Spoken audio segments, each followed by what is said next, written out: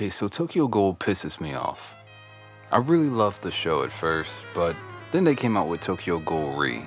Oh, no, no, no, no. Oh, no. What did they do? Look at, is that Kaneki? That's supposed to be, oh my, Who is that? Who is that? That's not my boy. Where's this guy? That one. That boy right there. Oh, that's, nah, that ain't Kaneki. I don't know that dude, bro. But I used to like Tokyo Ghoul.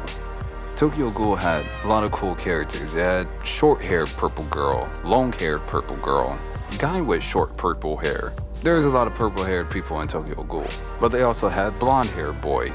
But aside from its edgy aesthetic, the show was pretty dope. It covered unique things in its settings, like having monsters that live in a modern society trying to stay alive, attacking humans and things like that. It was unique, it was different, it was something a little special, you know? But then they just crapped all over it with Tokyo Ghoul Re. I felt like all the hype and build-up that they had gained with seasons 1 and 2 of Tokyo Ghoul just got swept under the rug, discarded, thrown in the trash bin. Bam! There it goes. Bye-bye, Tokyo Ghoul! But there was cool things in Tokyo Ghoul's first seasons, like the baby girl Rize being a total complete snack. I mean, come on, like my boy Kaneki, he thought that he was gonna be getting up in her guts. Sight. Instead, Rize ended up getting up in his guts. Boy Kaneki wakes up, he got ghoul parts in him now. Can't even eat human food, he starts doing ghoul stuff and he can't control it. Meets some other ghouls, they're like friendly ghouls, and he's like, oh wow, everybody must be a nice ghoul. And if everything's like this, then it'll be totally fine. Next thing you know, you got ghouls from the hood just showing up and being like, hey yo, you Kaneki? Yeah. Yeah, okay. There's no standing between me and what I want, little lady. Hella savage. That junk was dope. I thought it was a unique setting to a story and gave it some type of unpredictability to it. Kaneki's character had usefulness in the first season. A usefulness that actually made sense to the story and plot. Because outside Kaneki being half ghoul, there was literally nothing unique or special about the guy. Dude was milquetoast vanilla. He was bland. But when he became a half ghoul, everybody was like, yo, that's the half ghoul guy. Yeah, I know, man, I heard. That's the dude that has only one ghoul eye. Everybody was like, wow, this is a rare thing that never happens aside from these 1 or 2 cases. Tokyo Ghoul Re comes in and ruins everything because the next thing you know, they have a police task force on the CCG that is comprised of half ghouls. If everyone's a half ghoul, then why does Kaneki matter anymore? That was the only thing that made Kaneki's character special and useful to the plot. In the words of Syndrome from Incredibles, and when everyone's super, no one will be. In the seasons 1 and 2 of Tokyo Ghoul, Kaneki wasn't your average main character in an anime. He wasn't OP like Kirito, he didn't have insane powers like Goku or multiple gear drives like Luffy. It was bare bones. What made Kaneki interesting to me back when I first watched it was that he wasn't overpowered. He was kind of down to earth and balanced. Instead, he got bodied left and right and got his ass thrown in a circle from multiple ghouls that just didn't like him or wanted to eat him or his friends. Kaneki was kind of straightforward and simple.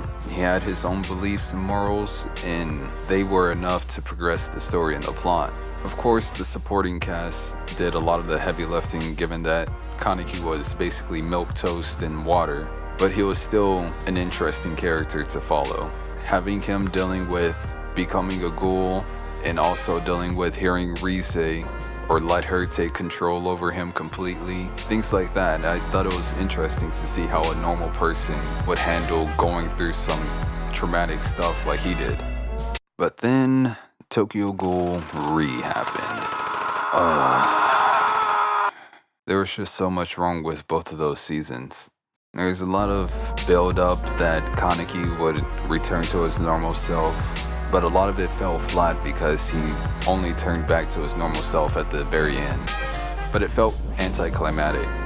I mean, yeah, we get a fight with him and that one-eyed ghoul girl, but I watched the show for Kaneki, not amnesia, brainwashed Kaneki. Most of Tokyo Ghoul Re just felt like filler, because a lot of what happened just didn't seem to matter as much as things that took place in season 1. Now, if I was to fix Tokyo Ghoul in its future installments, I mean, heck, they could go back to having the focus being on ghouls versus the law and trying to become integrated into modern society, or focus on Kaneki's journey to becoming a ghoul that can unite both sides of their factions and help guide humanity in society into accepting them and building a system that works for everyone. Something interesting like that. I mean, I'm an anime guy. I've watched a lot of anime. I'm not one of those people that diss on shonen just because they fight too much or something like that. But I'm also not saying that it has to be completely about the logistics and laws and legislature and all that type of stuff. But what weighed Tokyo Ghoul Re down so much was that they focused so much on the ghouls fighting other ghouls or fighting the CCG for no reason. A lot of it felt pointless. You get to the episode where they find the ghoul factory where the doctor is in there just pumping out ghouls like clockwork. And it's like, yo, this is so boring. I mean, we just got a whole bunch of dudes that look the exact same.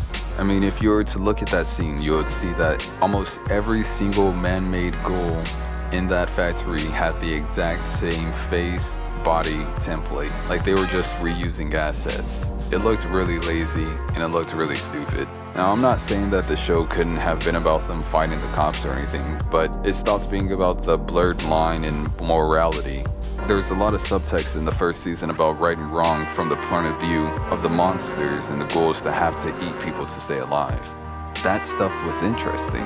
That stuff was what made it unique and special, not the overdone, drawn-out action scenes.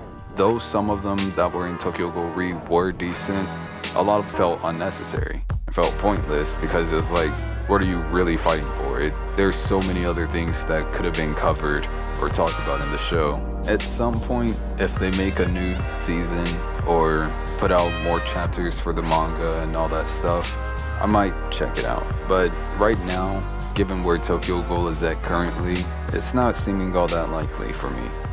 But hey, that could change at some point. Thanks for watching. Lumen Frost out.